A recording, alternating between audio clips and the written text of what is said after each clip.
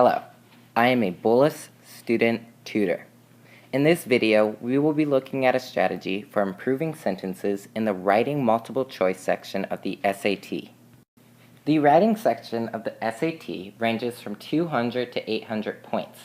It is split into 60 minutes, one 10-minute section and two 25-minute sections. You will have 25 questions on improving sentences. To give you an idea of what this section has in store, I want to read to you verbatim the description for this category, improving sentences, as provided by the College Board.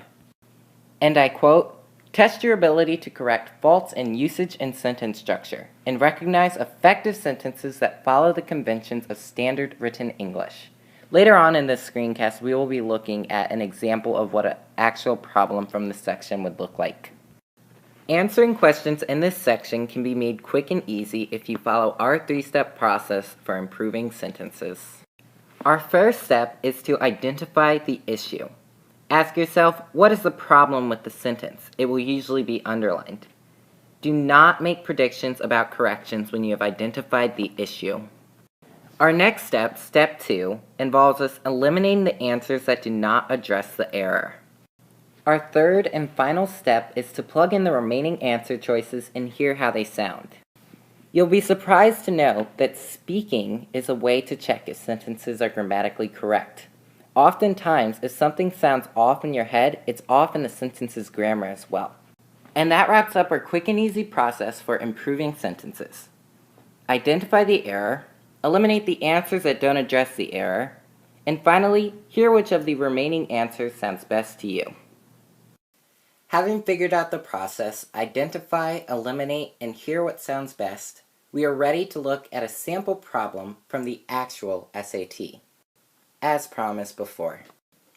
One of the most common types of mistakes that inexperienced physicians make is misreading symptoms. Another that occurs about as frequently is recommending inappropriate treatment.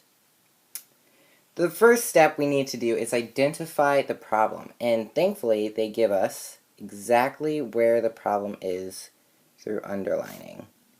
And it's in the sentence, symptoms, another that occurs.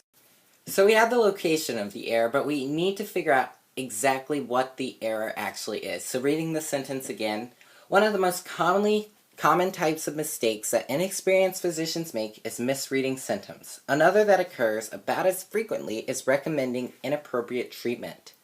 So again, looking back into the area with the error, I'm starting to think that this is a very long sentence that cannot be connected with a comma. So now we have completed the first step. We identified the error. The error is we cannot use a comma to connect two independent sentences. We're going to move on to the next step, which is to eliminate the answers that do not address the error. So option A, that still uses a comma, so we're going to end up eliminating this answer. Option C still uses a comma, so we're going to eliminate that answer. And then option E doesn't use any punctuation at all, which would make this a run-on sentence, so we're also going to eliminate that answer. Now we're ready to move on to our third and final step. We're going to read the sentence again, except we're going to input the answers that it could possibly be. So starting with option B, one of the most common types of mistakes that inexperienced physicians make is misreading symptoms. Another that occurs about as frequently is recommending inappropriate treatment. So option B sounded pretty good, so we'll come back to it after checking option D. Now with option D, one of the most common types of mistakes that inexperienced physicians make is misreading symptoms. Another one, which is occurring about as frequently, is recommending inappropriate treatment. Option D transformed the verb occurs into its present participle form, occurring. This option implies that it is presently happening, unfinished, and incomplete. The sentence is a generalization of actions that have happened with inexperienced physicians, so it does not work as a good replacement, so I'm not really liking it. So I'm going to go ahead and eliminate option D. Which leaves us with option B, and that looks like a great answer for our sentence. And there you end with the correct answer for the improving sentence portion of the SAT. Now a quick note. If you feel you do not have a good answer for the SAT, you should really think about guessing and whether it is a good thing or a bad thing. For the SAT, incorrect answers will subtract 1/4 of a point from your score. However, if you choose to omit and not answer the question, it will not add or subtract any points from your score. So, your confidence in how you answer the question is up for you to decide, but be careful with guessing on the SAT. I wish you all the best as you take this section of the SAT.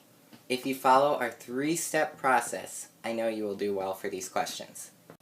For your information, this specific question was rated hard by the College Board, so if this question didn't go your way and you want easier questions or just more practice, we will be putting a link to more practice tests in our description. This has been a Bullis Student Tutors video. If you enjoyed this video, please be sure to check out the rest of the videos on our page. Thanks for watching!